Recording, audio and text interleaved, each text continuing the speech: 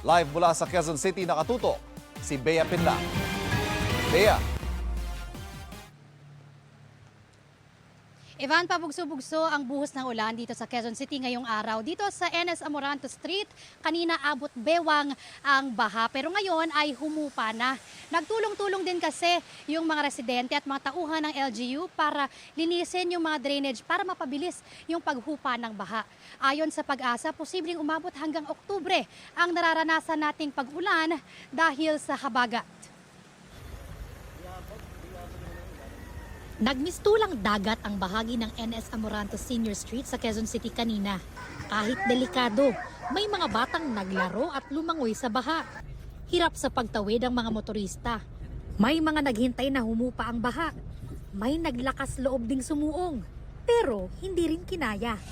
Naperwisyo ng baha ang ilang bahagi ng Quezon City sa pabugso-bugsong buhos ng malakas na ulan ngayong araw. Ayon sa Pag-asa, ang mga pag-uulan ay epekto pa rin ng habagat na pinalalakas ng bagyong may international name na Dolphin. Nasa labas yan ng Philippine Area of Responsibility. Sa ngayon, hindi inaasahan ng Pag-asa na papasok sa PAR ang naturang bagyo. Kahit malayo na yung bagyo, papalayo yung bagyo, humihina ang bagyo, yung habagat naman ang tumitindi sa atin. Kaya dapat hindi natin pagwalang bahala yung mga ulan dulot ng habagat. Anila, posibleng minsay makaranas ng maalinsangang panahon, pero biglang buhos naman ang ulan kalaunan.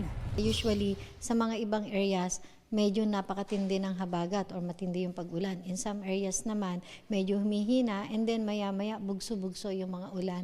So ito yung typical characteristics usually ng ating habagat season. Batay sa rainfall forecast ng Pag-asa para sa Agosto, mas mataas kesa sa normal ang dami ng ulan sa kanlurang bahagi ng Luzon. Itong August talaga, marami talaga tayong ulan dito sa Western Luzon area dulot ng mga pinaiigting na habagat gawa ng bagyo.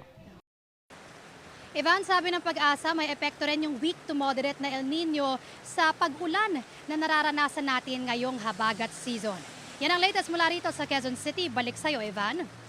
Ingat, maraming salamat, Bea Pinlac.